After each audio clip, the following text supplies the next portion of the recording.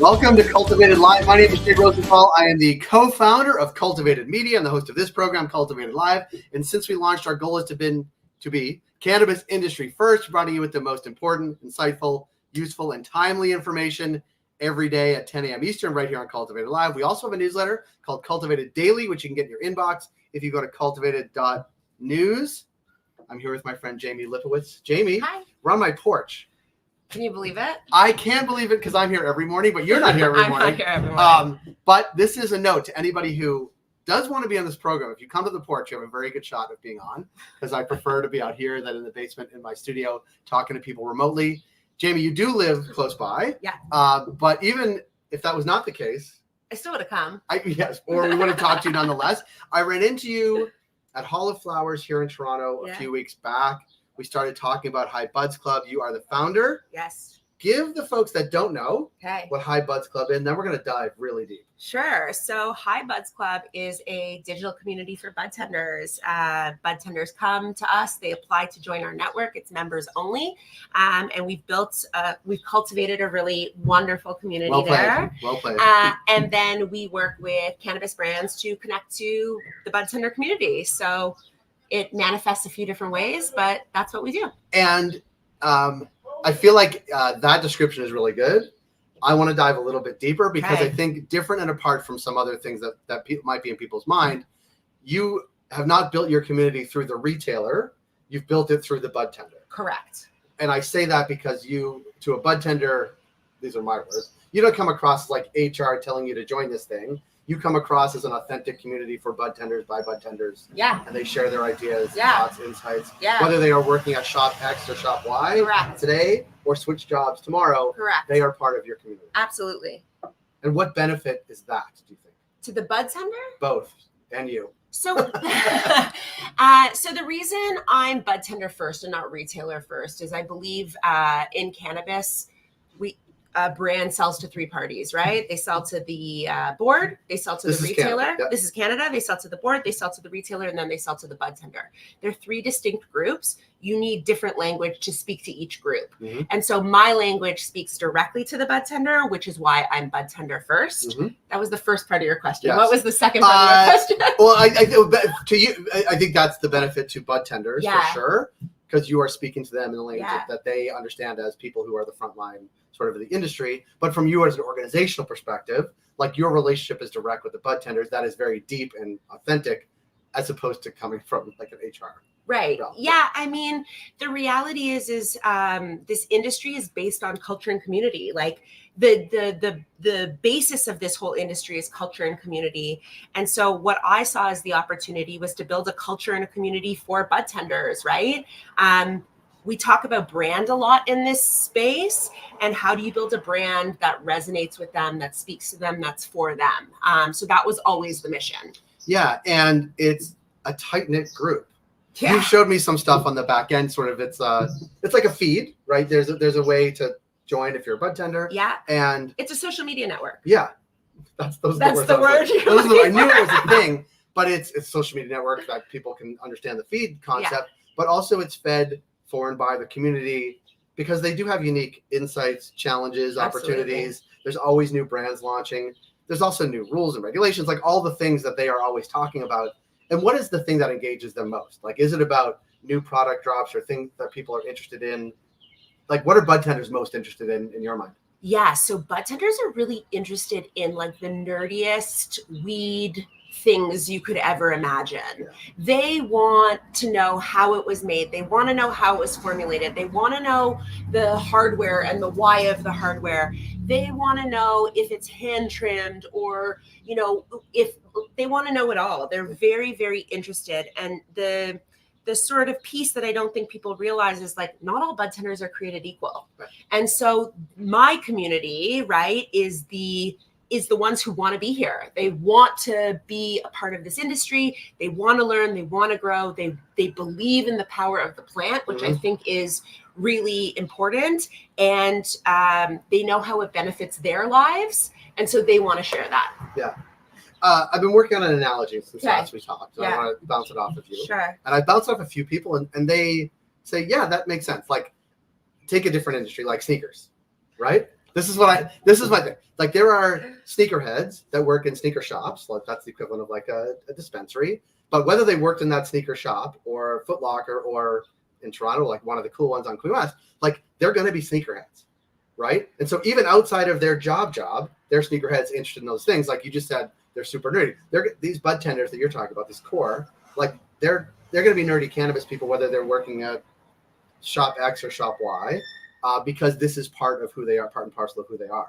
Is that an okay analogy? Okay, so I'll tell you, Jay, you used that analogy with me last week. I thought about it. I used it in a sales call. And the guy who I was speaking to was like, yeah, that makes total sense. So it works. And it also allows you to use the term colorway because you're wearing Air Force Ones today. I don't know what the colorway is, but it looks like they're like lime green. I think guess it's like if you took a pair of the white ones, Air Force Ones with yellow. a highlighter yellow. Yeah. Highlighter green and yellow mix. Yeah. It's good. Yeah, they're cool. And the laces. Yeah. See, I just used the term colorway. You're so trendy. Now I'm like a 10-year-old. You're so cool. On Instagram. So give us a sort of the breadth and width of High Buds Club. Like how big, how deep, how wide in Canada? Yeah, so in Canada, we're Canadian only. Organically, we're getting quite a few requests from the US for American budtenders to join, but the community right now is solely Canadian based. Mm-hmm. We have just under 7,000 members on the platform. But that to me is a vanity metric. Mm-hmm. I want to talk about engagement. Sure. So last week we had just under 1,000 members log on to the platform and engage. And so when you look at you look at Canada, right, as a market, my educated guesstimate is that there's about 18,000 budtenders. And that's taking all the dispensaries, multiply it by 4 or 5 people each. There's 3,700 odd dispensaries across the country, an average of 5 per store, gets you about 18,500. We had just under 1,000 budtenders log on last week. So, but that's engaged. Right. I'm not talking about like they know us and maybe they're a member and they got an email once. They're actually have a profile, came on the platform, log on, engaged. We get an average of just under 2,000 members a month log on. And so when you consider those are Zuckerberg-esque numbers. Well, it's 10% of the market is engaged on my platform. That's a massive opportunity for brands if they understand how to utilize those eyeballs. Yeah. And one of the things you really do that's cool, I'm going to try to use the word that I remember you said, like you send flights to budtenders. They're called flights. Yes. So like I'm a brand. Yeah. And I say, hey, Jamie, I want to get to your budtender network in Ontario or a different place or nationwide. Yeah. And I want to send, because we have the opportunity to send samples to budtenders. Correct. And what happens next? Like, what is that process like? So the best campaigns are always rooted in strategy, which is going to be the thing you'll hear me say over and over and over again is the why, the strategy of what you're doing. But essentially, we'll collaborate and figure out where do you have distribution, where are you looking to either get velocity or distribution, like whatever the strategy of the campaign is. We'll do a call out to our community who fits those demographics. And then a flight has 3 components in the onboarding. The first is prove to us that you still work where you said you worked the last time. Right. So we have them upload a pay stub, like there's various employment verification parameters. Thank you. The second part is the pre-flight survey. And this is, I think, one of the biggest. I like it, pre-flight. This is the biggest learning, I think, because we ask 10 questions, 5 are standard every time, 5 are chosen by the brand, depending on what you want to learn and why. And then we get 100% completion on that. And then where do you want the box to go? The flight gets deployed. Within the flight box, there's a boarding pass that comes with it. I wish I had brought one. That was a missed opportunity, but there's a boarding pass. Go to highbudsclub.com. You can see there's some landing this week for sure. I'll peep you can just do that at highbudsclub on Instagram. And when they get the flight, there's a boarding pass in it. That's it, right? highbudsclub.com. Where am I looking? Yeah, perfect. They get a boarding pass, they scan in, and when they scan in, they have 2 weeks to complete the post-flight survey. Okay. 10 questions, 5 that correlate to R5 to see what happened, and then 5 that correlate back to the brand's initial queries. And you can see if it works. You can understand Have they ever tried your products before? Are they willing to recommend? Are they going to bring them into the store? And quite often we see a nice jump in willingness to recommend. The question that I'm often asked is, well, Jamie, I can drop a sample off in the store. Like, how are you different? You can't drop 7,000. Well, no, that, I mean, I have scale that your bodies will never have. Right. But outside of that, the reality is we have attention and influence. So we get the Budtenders to focus on one thing, a singular brand experience. You know, it can be consistent because, again, it's got scale. It's not a person, right. selling a brand. Right. And you're able to we get them in an environment that's quiet. They open it up. They can engage with it. And the reality is cannabis is all about experience. Like, we talk a lot about like who the people who buy weed are and how to sell to them. But the reality is, I go back to culture, community, it's rooted in experience and ritual. And so we create an experience for them, which, can't be dropped. It can't drop it off at the store. Well, you can't hand over a joint and say, go have an experience when it's not the same as opening a box, right. Engaging, like opening, smelling, and then on your own time, in your own quiet space, in your environment. But the beauty of it is, yes, we have the mechanism to get them samples and all of that, but then they come on the platform and talk about it with each other. And the peer-to-peer learning piece is massive because you need to hear about a brand 7 times to even remember it. Right. But you can talk to your friends, you can you get that secondhand experience. And word of mouth, quite frankly, is the best form of advertising you just can't buy. And it comes across. That's why it comes across as authentic peer-to-peer. Correct. As opposed to some top-down. Correct. Right. Like. Correct. Now do this and talk about this and like. Correct. Influence that. Right. It's much more grassroots. Yeah, I mean, we make the Budtenders feel like influencers. Mm-hmm. The reality is that they make $17 an hour if they're lucky. They're underpaid, they're disrespected, and collectively they have the most power in this industry to get brands to consumers, to get products into consumers' hands. And so how do you win their mind share? How do you get them excited? How do you create something that's for them? You said to me the other day, it's like FUBU, it's for us, by us, yeah. But like, that's the reality. And so, early days of this world, I had this, insight that if I could give them a voice, all ships rise with the tide, and we can come together and create something meaningful and create a movement. Yeah, it's really good. Thanks. It's smart. It's based on really deep insight.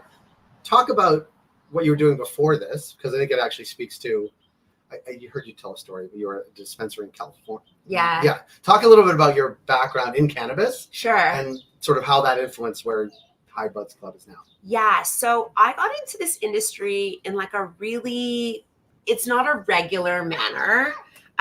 Nobody did. No, but like also when I tell it back and I lived it, It doesn't sound real to me sometimes.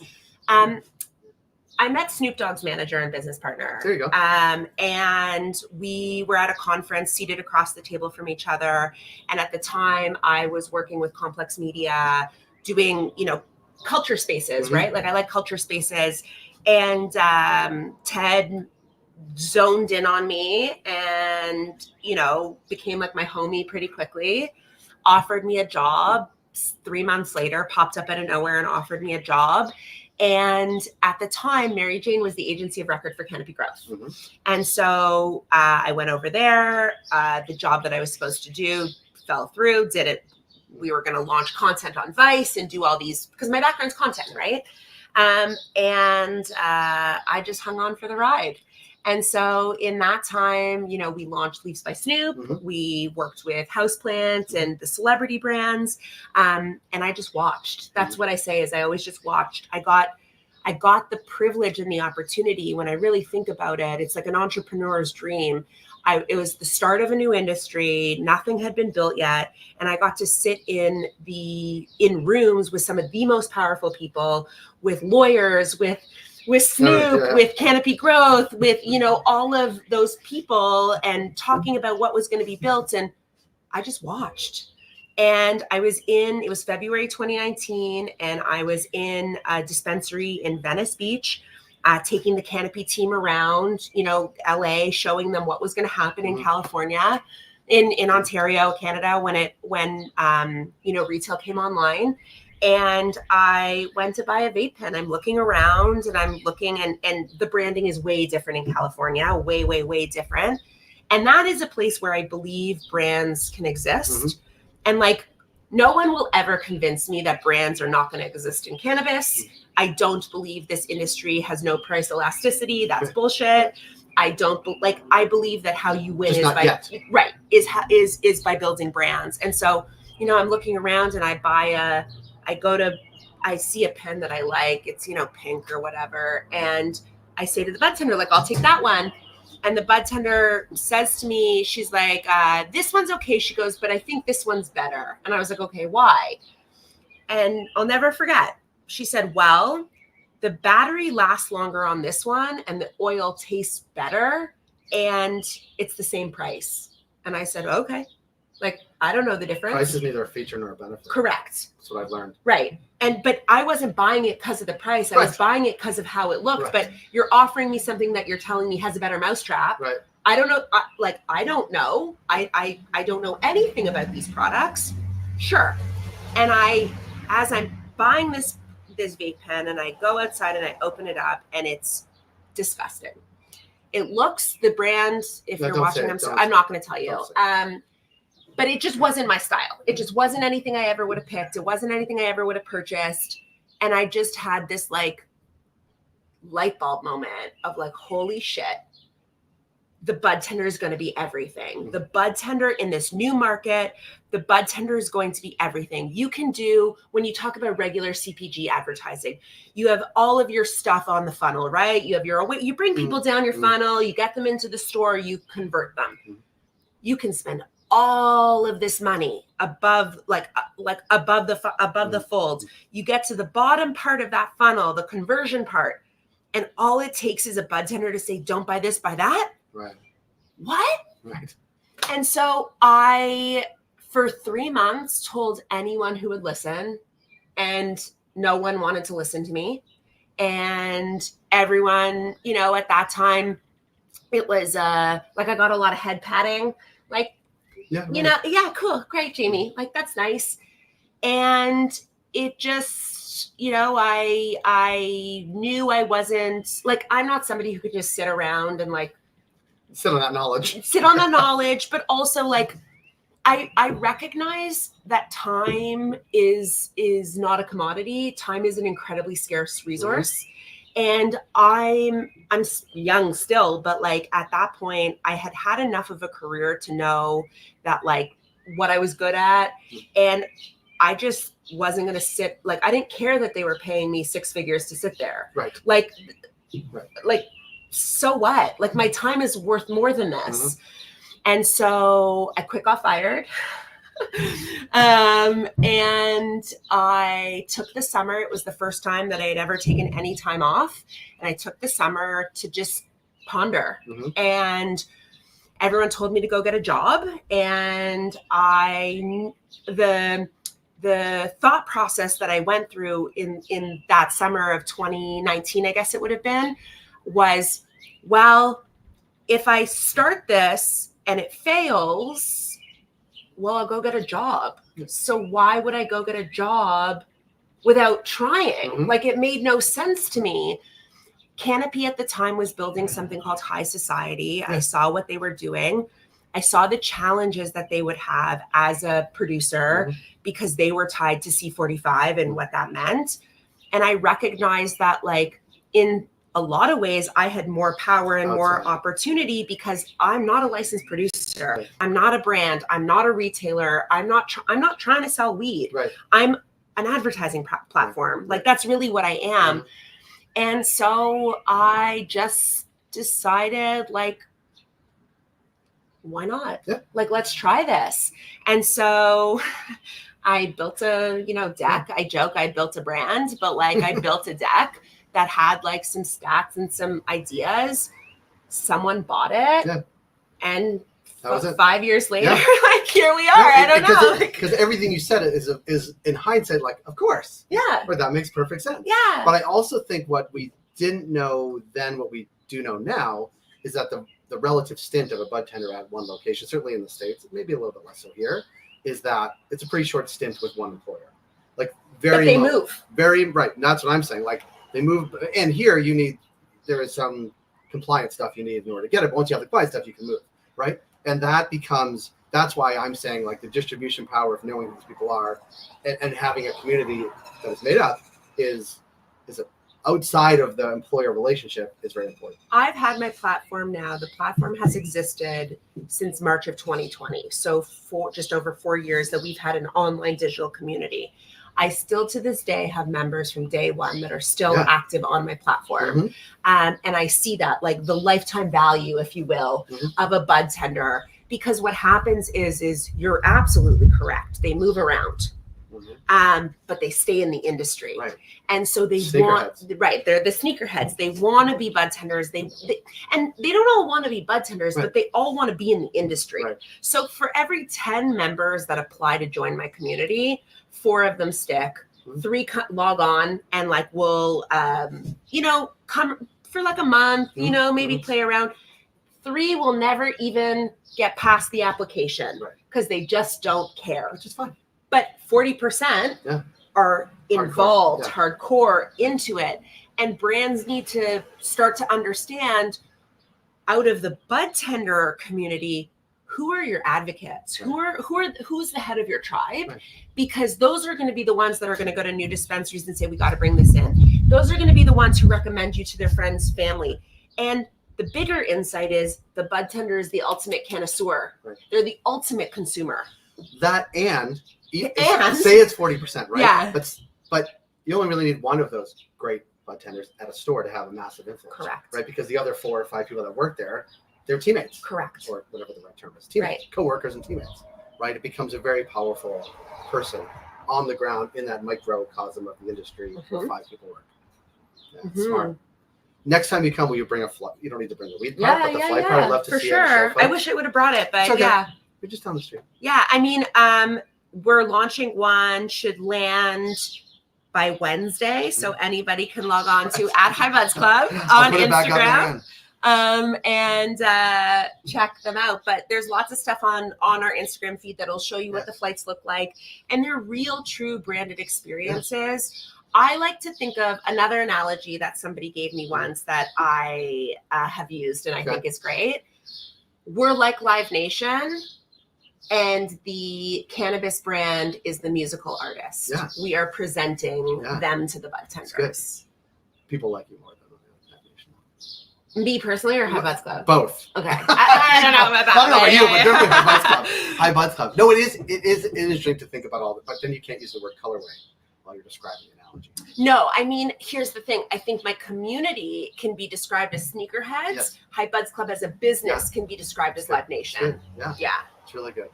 If you get High Buds Club, your community, and Live Nation together for a show, it's over. With Snoop, it would be a whole big deal. Oh, my dream always though, but like I've always thought of just that High Buds Club as being like, we give you access to cool experiences because you're a bud tender and you're like influential, right? So influence comes in a variety of ways, right? There's lots of people, even in this industry, who don't make a lot of money, but have a lot of influence in how things go and, all of that. It's the same thing with the bud tender.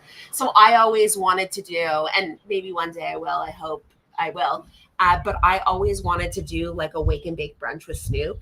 That's like invite only for bud tenders, like at MJ BizCon or like something like, like. I think perfect place. Great. We'll do it at the bagel place. See, this place is right near the convention center. It's really good. Okay. Don't steal that idea. Don't take it, guys. Everybody else likes to steal ideas, but don't take that one. Well played, Jamie. Jamie, thank you for coming by the porch. Pleasure. We're at 25 minutes, and I want to make sure people can get to their lives. But thank you for stopping by. Thank you all for joining. We'll be back tomorrow, which is Tuesday, June 18th.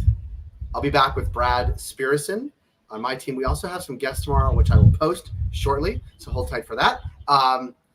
Thanks for coming by. Thanks for having me. Also, follow us on LinkedIn, subscribe to us on YouTube, get our newsletter. If you go to cultivated.news, you can sign up for there. Thank you so much for joining. We'll be back again tomorrow, 10 a.m. Eastern.